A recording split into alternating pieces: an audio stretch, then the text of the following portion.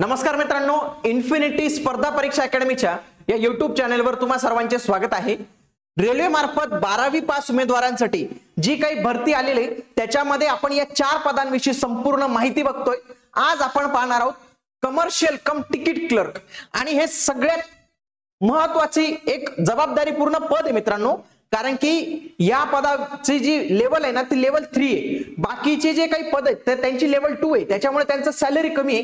हे एकमेव असं पद आहे की ज्याच्यामध्ये 40,000 पेक्षा जास्त तुम्हाला पगार भेटत असतो। तसेच इतरही माहिती जी आहे तर ते आता आपण बघणार आहोत। बघा, याची ट्रेनिंग पण पद महत्त्वाचं म्हटल्यानंतर ट्रेनिंग जास्त दिवस चालते, 60 दिवस म्हणजे 2 महिने तुमची ट्रेनिंग चालते।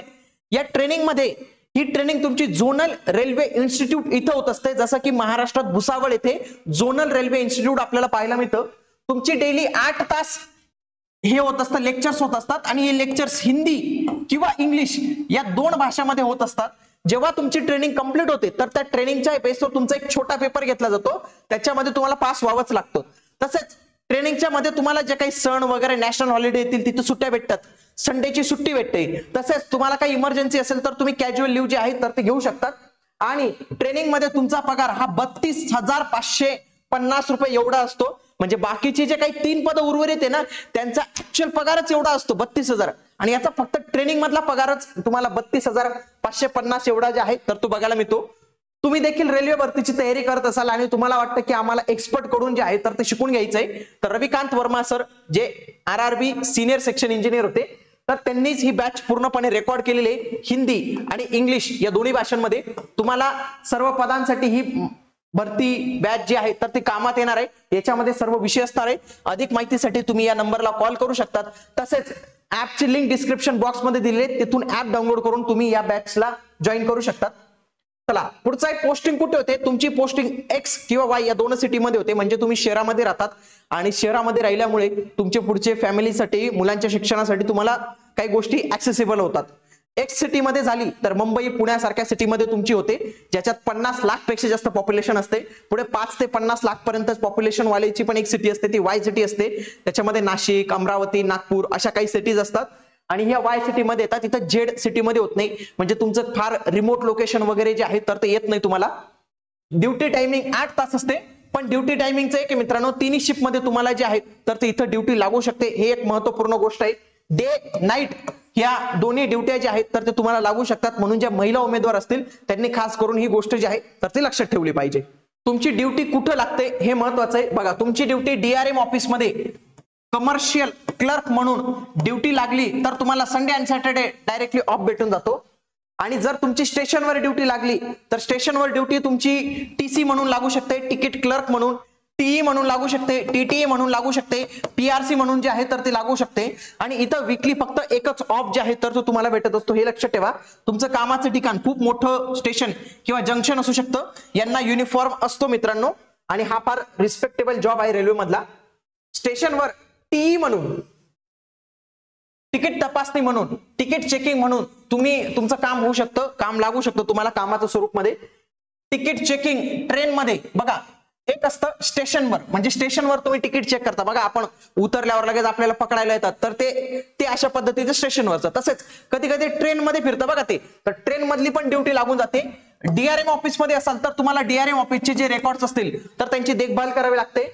जे माल वाहतूक गाडी असते त्याच्यामधली लोडिंग आणि अनलोडिंगची वेळ वगैरे सर्व गोष्टी तुम्हाला रेकॉर्ड कराव्या लागतात। पार्सल गुड्स रेकॉर्ड मेंटेन करावा लागतो तुम्हाला।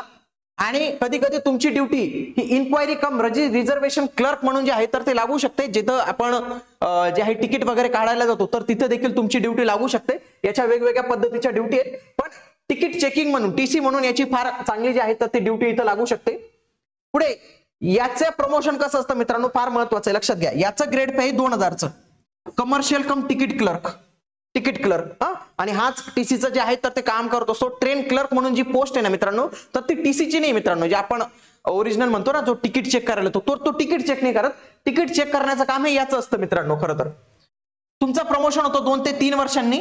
Senior commercial cum ticket clerk 2800चं ग्रेड पे होतं, म्हणजे तुमची लेवल वाढून जाते। पुढे 4200चं ग्रेड पेला तुम्ही चीफ कमर्शियल क्लर्क म्हणून जातात। आणि हे कधी बनतं मित्रांनो, 3 ते 4 वर्षांनी पेपर होतात, तर ते पेपर तुम्हाला पास करावे लागतात, त्याच्यानंतर तुम्ही एक एक स्टेप वरती जातात। 46चं ग्रेड पे असतं कमर्शियल सुपरिटेंडंट. पुन्हा तुमची प्रमोशन होऊ शकते 48च्या ग्रेड पेला असिस्टंट कमर्शियल मॅनेजरला. आता वरचे जे 2 पद आहेत तर अशी पद आहेत युपीएससी सारख्या एक्झाम मधून भरले जातात आणि गॅजेटेड पोस्ट आहेत मित्रांनो. हे गॅजेटेड पोस्ट आहेत म्हणजे फार तुम्ही महत्वपूर्ण ठिकाणी जातात. डिव्हिजनल कमर्शियल मॅनेजर होतात, तुमच्या हाताखाली खूप मोठा स्टाफ काम करतो. आणि जर तुम्ही वयाच्या खूप कमी वर्षात लागले असाल आणि तुम्ही कंटिन्यू म्हणजे कोणती एक्झाम फेल नव्हता वरती गेलात तर तुम्ही सिनियर डिव्हिजनल कमर्शियल मॅनेजर पण बनू शकतात. हे फार कमी लोक बनतात कारण की कमी वयात तुम्हाला लागलं पाहिजे, कारण की तेवढी तुमची सर्व्हिस पण उरली पाहिजे याच्यासाठी. पुढे पगार किती हातात भेटतो, याचा पगार थोडा जास्त असतो बाकीच्या 3 पदांपेक्षा. याची लेवल 3 आहे मित्रांनो. ग्रेड पे आहे 2700चं. 21,700 रुपये तुम्हाला काय भेटतात प्रतिमा तुमचं बेसिक पे भेटतं. या बेसिक पे वर 50% तुमचा महागाई भत्ता असतो म्हणजे 10,850 रुपये. तुम्ही म्हणाल याचे डायरेक्ट 50% कसं काय केले मित्रांनो, हे थोडंसं वेगळं कॅल्क्युलेशन असतं म्हणून इथं जे लिहिले तर तुम्ही ऍज अ ऍव्हरेज म्हणून ते लक्षात घ्या. ऍक्च्युअली डायरेक्ट डिटेल मध्ये जाऊ नका की एवढाच आकडा असतो तेवढा आकडा असतो. पण मी तुम्हाला एक अंदाज सांगतो की आता डी हा 50% चालू आहे तर या बेसिक पेचे 50% भेटतात. याच्या लक्षात घ्या एक्स सिटी मध्ये तुम्हाला 6,510 रुपये भेटेल आणि वाय सिटी मध्ये असाल तर 4,340 रुपये भेटेल. ट्रॅव्हलिंग अलाउन्स एक्स सिटी मध्ये असाल तर 5,400 आणि वाय सिटी मध्ये असाल तर 2700 आणि पेन्शनसाठी तुमची कपात केली जाते 3,255 रुपये. तुम्ही जर एक्स या सिटीमध्ये असाल म्हणजे मुंबई पुणे सारख्या सिटीमध्ये असाल तर तुमची ग्रॉस सॅलरी बनते 44,260 रुपये आणि तुम्हाला इन हँड किती येते मित्रांनो 41,205 रुपये म्हणजे 41,000 रुपये तुम्हाला इन हँड येते. पण हे कधी मित्रांनो जेव्हा तुम्ही आता जॉईन कराल, पण तुमची जॉईनिंग आता काही महिन्यांनी नंतर येईल तुमची परीक्षा झाल्यावर. तर हे जे आहे तर हे 54% होणार आहे मित्रांनो डीए आणि इतर देखील वाढणार आहे म्हणजे तुमची सॅलरी आपोआप वाढली जाणार आहे. वाय सिटी मध्ये असाल तर 39,590 म्हणजे जवळपास 41,000 तुमची ग्रॉस सॅलरी मिळते आणि तुम्हाला 36,335 रुपये म्हणजे 36,000 रुपये तुमची इन हँड सॅलरी जी आहे तर ती इथं भेटून जाते. आणि 12वी पासवर जे बाकीचे 3 पद आहेत त्याच्यापेक्षा ही सगळ्यात जास्त पगारवाली पद आहे मित्रांनो. पुढे सुट्ट्या किती असतात, लिव्ह ऑन ऍव्हरेज पे मित्रांनो 30 असतात. हाफ ऍव्हरेज पे ज्याला मेडिकल लिव्ह म्हणतो त्या 20 असतात. कॅज्युअल लिव्ह या 10 असतात आणि नॅशनल हॉलिडे या 16 असतात मित्रांनो. पुढे सुविधा काय भेटतात, रेल्वेचं हॉस्पिटल तुम्हाला आणि तुमच्यावर डिपेंड असलेल्या फॅमिलीला ऍक्सेसिबल असतं. रेल्वेचं ग्राउंड वापरू शकतात. राहण्यासाठी तुम्हाला रेल्वेचं क्वार्टर भेटतं टाईप 2 याचं तुम्हाला. तसेच थर्ड एसीचा एक पास भेटतो जो वर्षाला 1 असतो आणि 5 वर्ष सर्व्हिस झाल्यानंतर तुम्हाला 3 पास हे मोफत असतात. दिवाळी बोनस असतो 17,951 रुपयाचा. तसेच प्रति मूल 2 मुलांपर्यंत तुम्हाला भेटतं 33,750 रुपये. त्याच्या शिक्षणासाठी एवढा जो आहे तर तो अलाउन्स रेल्वेकडून भेटत असतो. तर अशा पद्धतीने आपण कमर्शियल कम तिकीट क्लर्क याच्याविषयी संपूर्ण माहिती जी आहे तर ते बघितलेले.